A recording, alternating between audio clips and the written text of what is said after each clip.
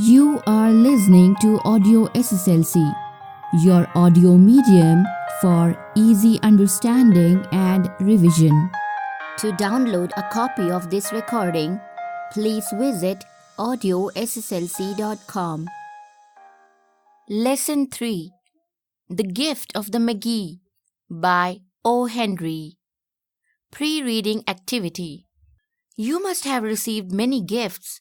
Which one did you like the most? Why? 1. $1.87. That was all, and 60 cents of it was in pennies. Pennies saved 1 and 2 at a time by bulldozing the grocer and the vegetable man and the butcher until one's cheeks burned with the silent imputation of parsimony that such close dealing implied.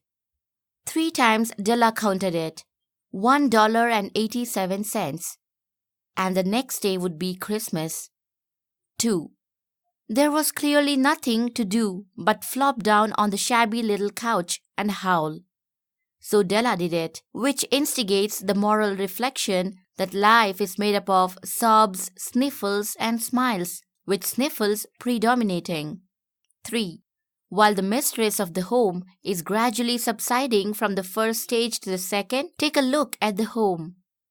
A furnished flat at $8 per week. It did not exactly beggar description, but it certainly had that word on the lookout for the Mendinsancy squad. 4. In the vestibule below was a letter box into which no letter would go, and an electric button from which no mortal finger could coax a ring. Also appertaining thereunto was a card bearing the name Mr. James Dillingham Young. 5. The Dillingham had been flung to the breeze during a former period of prosperity, when its possessor was being paid $30 per week. Now, when the income was shrunk to $20, though, they were thinking seriously of contracting to a modest and unassuming D. But whenever Mr. James Dillingham Young came home and reached his flat above, he was called Jim and greatly hugged by Mrs. James Dillingham Young, already introduced to you as Della, which is all very good. 6. Della finished her cry and attended to her cheeks with the powder rag. She stood by the window and looked out dully at a grey cat walking a grey fence in a grey backyard. Tomorrow would be Christmas Day, and she had only $1.87 with which to buy Jim a present. She had been saving every penny she could for months with this result. $20 a week doesn't go far. Expenses had been greater than she had calculated. They always are. Only $1.87 to buy a present for Jim. Her Jim. Many a happy hour she had spent planning for something nice for him. Something fine and rare and sterling. Something just a little bit near to being worthy of the honor of being owned by Jim. 7. There was a pier glass between the windows of the room. Perhaps you have seen a pier glass in an $8 flat. A very thin and very agile person may, by observing his reflection in a rapid sequence of longitudinal strips, obtain a fairly accurate conception of his looks. Della, being slender, had mastered the art. 8. Suddenly she whirled from the window and stood before the glass. Her eyes were shining brilliantly, but her face had lost its color within 20 seconds. Rapidly she pulled down her hair and let it fall to its full length. 9. Now there were 2 possessions of the James Dillingham Youngs, in which they both took a mighty pride. One was Jim's gold watch that had been his father's and his grandfather's. The other was Della's hair. Had the Queen of Sheba lived in the flat across the air shaft, Della would have let her hair hang out the window some day to dry just to depreciate Her Majesty's jewels and gifts. Had King Solomon been the janitor, with all his treasures piled up in the basement, Jim would have pulled out his watch every time he passed, just to see him pluck at his beard from envy. 10.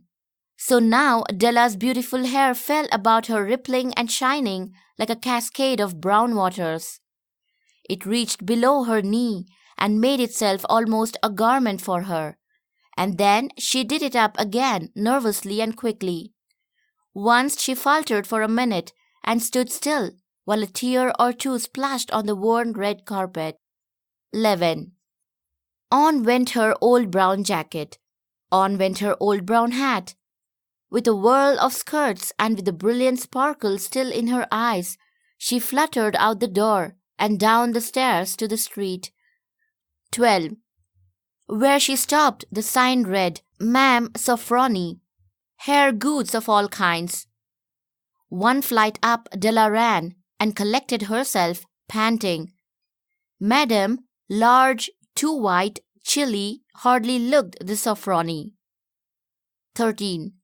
Will you buy my hair? Asked Della. 14. I buy hair, said Madame. Take your hat off and let's have a sight at the looks of it. 15. Down rippled the brown cascade. 16. $20, said Madame, lifting the mass with a practiced hand. 17. Give it to me quick, said Della. 18. Oh, and the next 2 hours tripped by on rosy wings. Forget the hashed metaphor. She was ransacking the stores for Jim's present. 19. She found it at last. It surely had been made for Jim and no one else. There was no other like it in any of the stores, and she had turned all of them inside out. It was a platinum fob chain, simple and chaste in design, properly proclaiming its value by substance alone, and not by meretricious ornamentation, as all good things should do. It was even worthy of the watch. As soon as she saw it, she knew that it must be Jim's. It was like him. Quietness and value, the description applied to both. $21 they took from her for it, and she hurried home with the 87 cents. With that chain on his watch, Jim might be properly anxious about the time in any company. Grand as the watch was, he sometimes looked at it on the sly on account of the old leather strap that he used in place of a chain. 20. When Della reached home, her intoxication gave way a little to prudence and reason. She got out her curling irons and lighted the gas and went to work repairing the ravages made by generosity added to love, which is always a tremendous task, dear friends, a mammoth task. 21. Within 40 minutes, her head was covered with tiny, close-lying curls that made her look wonderfully like a truant schoolboy. She looked at her reflection in the mirror, long, carefully, and critically. 22. If Jim doesn't kill me, she said to herself, before he takes a second look at me, he'll say I look like a Coney Island chorus girl. But what could I do? Oh, what could I do with $1.87? 23. At 7 o'clock, the coffee was made, and the frying pan was on the back of the stove, hot and ready to cook the chops. 24. Jim was never late. Della doubled the fob chain in her hand and sat on the corner of the table near the door that he always entered. Then she heard his step on the stair, away down on the first flight, and she turned white for just a moment. She had a habit for saying little silent prayer about the simplest everyday things, and now she whispered, "Please God, make him think I'm still pretty." 25. The door opened and Jim stepped in and closed it. He looked thin and very serious. Poor fellow, he was only 22 and to be burdened with a family. He needed a new overcoat and he was without gloves. 26. Jim stopped inside the door, as immovable as a setter at the scent of quail. His eyes were fixed upon Della, and there was an expression in them that she could not read, and it terrified her. It was not anger, nor surprise, nor disapproval, nor horror, nor any of the sentiments that she had been prepared for. He simply stared at her fixedly with that peculiar expression on his face. 27. Della wriggled off the table and went for him. You are listening to Audio SSLC, your audio medium for easy understanding and revision. To download a copy of this recording, please visit audiosslc.com. 28. Jim, darling, she cried. Don't look at me that way. I had my hair cut off and sold because I couldn't have lived through Christmas without giving you a present. It'll grow out again. You won't mind, will you? I just had to do it. My hair grows awfully fast. Say Merry Christmas, Jim, and let's be happy. You don't know what a beautiful, nice gift I've got for you. 29. You've cut off your hair? Asked Jim laboriously, as if he had not arrived at that patent fact, yet even after the hardest mental labor. 30. Cut it off and sold it, said Della. Don't you like me just as well anyhow? I am me without my hair, ain't I? 31. Jim looked about the room curiously. 32. You say your hair is gone? He said, with an air almost of idiocy. 33. You needn't look for it, said Della. It's sold, I tell you, sold and gone too. It's Christmas Eve, boy. Be good to me, for it went for you. Maybe the hairs of my head were numbered. She went on with sudden serious sweetness. But nobody could ever count my love for you. Shall I put the chops on, Jim? 34. Out of his trance, Jim seemed quickly to wake. He enfolded his Della. For 10 seconds, let us regard with discreet scrutiny some inconsequential object in the other direction. $8 a week or $1,000,000 a year. What is the difference? A mathematician or a wit would give you the wrong answer. The Magi brought valuable gifts, but that was not among them. This dark assertion will be illuminated later on. 35. Jim drew a package from his overcoat pocket and threw it upon the table. 36. Don't make any mistake, Dell, he said, about me. I don't think there's anything in the way of a haircut or a shave or a shampoo that could make me like my girl any less. But if you'll unwrap that package, you may see why you had me going a while at first. 37. White fingers and nimble tore at the string and paper. And then an ecstatic scream of joy. And then, alas, a quick feminine change to hysterical tears and wails, necessitating the immediate employment of all the comforting powers of the lord of the flat.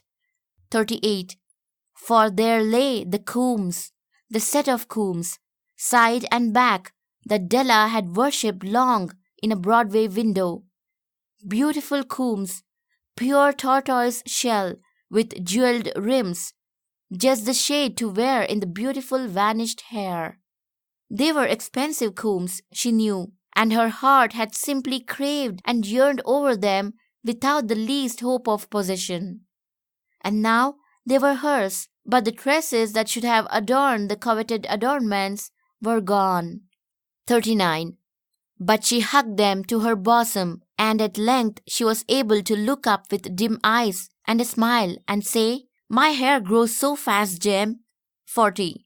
And then Della leaped up like a little singed cat and cried, Oh, oh. 41. Jim had not yet seen his beautiful present. She held it out to him eagerly upon her open palm. The dull, precious metal seemed to flash with a reflection of her bright and ardent spirit. 42. Isn't it a dandy, Jim? I hunted all over town to find it. You'll have to look at the time 100 times a day now. Give me your watch. I want to see how it looks on it. 43. Instead of obeying, Jim tumbled down on the couch and put his hands under the back of his head and smiled. 44. Dell, said he, let's put our Christmas presents away and keep them a while. They are too nice to use just at present. I sold the watch to get the money to buy your combs. And now, suppose you put the chops on. 45. The Magi, as you know, were wise men, wonderfully wise men, who brought gifts to the babe in the manger. They invented the art of giving Christmas presents. Being wise, their gifts were no doubt wise ones, possibly bearing the privilege of exchange in case of duplication. And here I have lamely related to you the uneventful chronicle of two foolish children in a flat who most unwisely sacrificed for each other the greatest treasures of their house. But in a last word to the wise of these days, let it be said that of all who give gifts, these two were the wisest. Of all who give and receive gifts, such as they are wisest, everywhere they are wisest. They are the Magi. Glossary. Magi. Magus, singular. The Magi were the wise men who brought gifts to the newborn Jesus. According to the Bible, the Magi were three kings, that is, Caspar, Melchior, and Balthazar, who traveled to Bethlehem from somewhere in the east, probably Persia. Bulldozing, arguing forcefully. Imputation, suggestion. Parsimony, meanness in spending. Close dealing, stingy bargaining. Flop down, fall down. Sniffles, sniffing repeatedly while crying. Beggar description, impossible to describe in words. Mendicancy squad, beggars. Vestibule, entrance. Coax a ring, succeed in making it ring. Appertaining thereunto, connected or fixed to it. Christmas Eve, 24 December, the day before Christmas. Agile, active. Sterling, excellent or very good. Pier glass, a tall narrow mirror designed to hang on the wall. Whirl, turn. Queen of Sheba, the queen who visited Solomon and gave him many rich gifts. Air shaft, a space for ventilating a room. Depreciate, reduce the value of, or devalue. King Solomon, king of Israel in the Old Testament. He was regarded the wisest of men. His court was known for its pomp and splendor. Janitor, caretaker, doorkeeper. Cascade, waterfall. Fluttered, moved. Year, ewer. Hashed, adjective. Mixed. Ransack, search. Fob, a chain by which a pocket watch is attached to a waistcoat. Chaste, plain and without much decoration. Meretricious, superficially attractive but of no real value. On the sly, secretly. Prudence, having good judgment. Curling iron, a comb or object used to curl hair. Ravage, ruin or wreck. Mammoth, huge or extremely large. Truant, a child who is regularly absent from school without permission. Coney Island, a famous entertainment place on Long Island in New York. Chorus girl, a girl who dances or sings in a musical comedy.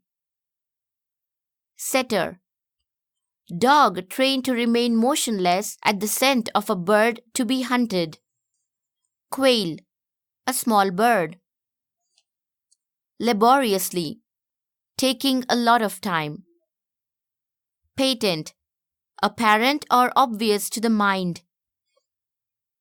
Trance, a mental state in which a person is unaware of the environment. Enfold, embrace. Discreet, tactful or careful. Inconsequential, trivial or insignificant. Wit, an intelligent person. Nimble, agile. Ecstatic, very excited and enthusiastic. Dark assertion, mysterious statement. Hysterical, uncontrollable. Tress, hair. Coveted, craved for. Adornment, something decorative. Singed, burned slightly by mistake.